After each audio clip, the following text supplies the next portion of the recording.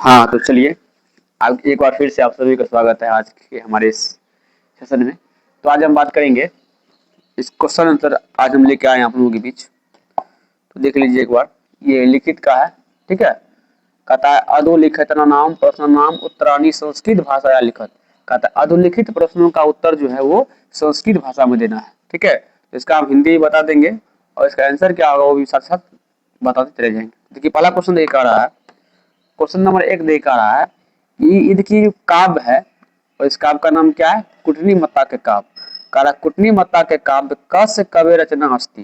कुटनी मत्ता के काव्य किस कवि की रचना है। तो ऐसा हम पढ़ाए थे आप लोगों को। तो ये जो रचना है किसका है, दामोदर गुप्त। किसका है ये दामोदर गुप्त किसकी रचना है, दामोदर गुप्त की रचना है। कौन, कुटनी मत्ता के काव्य। और ये कहाँ लिखना है, यहाँ पे कहाँ लिखना है, यहाँ कस के स्थान में लिखना है। कुटनी मत्ता के काव्य दामोदर गुप्त कवि रचना अस्ति।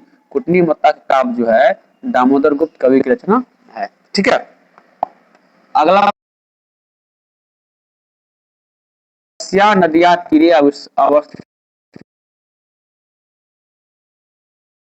है। तो आप सभी को पता है जो कहाँ है, गंगा। कहाँ है, तो ये गंगाया, ठीक है। ये गंगा नदी के किनारे क्या है, अवस्थित है, ठीक है। कौन कौन, पाटलिपुत्र कहाँ अवस्थित है, गंगा नदी के किनारे अवस्थित है, तो गंगाया हो जाएगा, ठीक है।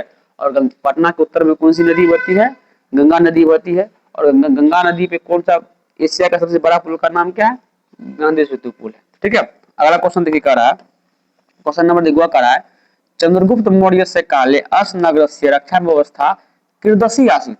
यानी चंद्रगुप्त मौर्य के काल में यानी समय में इस नगर की रक्षा व्यवस्था कैसी थी। तो कैसी थी, कैसी थी, उत्कृष्ट थी। कैसी थी, उत्कृष्ट थी। तो इसका आंसर क्या हो जाएगा, उत्कृष्ट। क्या हो जाएगा, उत्कृष्ट हो जाएगा।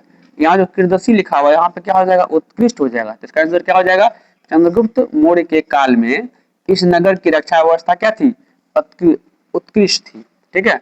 अगला क्वेश्चन देखिए कह रहा है राज्ञा अशोकस्य समये अस नगरस्य वैभवं कीदृशः आसीत्। यानी राजा अशोक के समय इस नगर की वैभव कैसा था। तो कैसा था, तो कैसा था, समृद्ध। कैसा था, कैसा था, तो समृद्ध था। क्या था, समृद्ध था।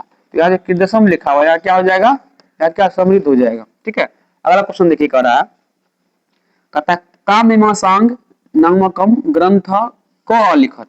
यानी काममीमांसांग ग्रंथ के लेखक कौन है, किसने लिखा है। तो किसने लिखा है, किसने लिखा है, तो राजशेखर। किसने लिखा है, राजशेखर ने लिखा है, राजशेखर ने लिखा है, ठीक है, राजशेखर ने लिखा है। तो ये जो पाठ है पाटलिपुत्र, इसमें मात्र 2 काव्य है। एक काव्य कुटनी मत्ताक है और एक काव्य क्या है, काममीमांसांग है। तो कुटनी मत्ताक काव्य के लेखक कौन हो जाएगा, कौन हो जाएगा, कौन हो जाएगा, दामोदर गुप्त। कौन हो जाएगा, दामोदर गुप्त हो जाएगा। और ये काव्य काव्य के लेखक कौन हो जाएगा, कौन हो जाएगा, राजशेखर। इसमें 2 काव्य है। किसमें, ये जो दूसरा चैप्टर है इसमें 2 काव्य है। पहला काव्य कुटनी मत्ताक और दूसरा काव्य क्या है, काममीमांसांग। तो कुटनी मत्ताक के लेखक दामोदर गुप्त और काव्यमीमांसांग के लेखक राजशेखर। आशा करते हैं कि आप लोग को इतना बात समझ में आ गई होगी। मिलेंगे फिर अगली वीडियो में।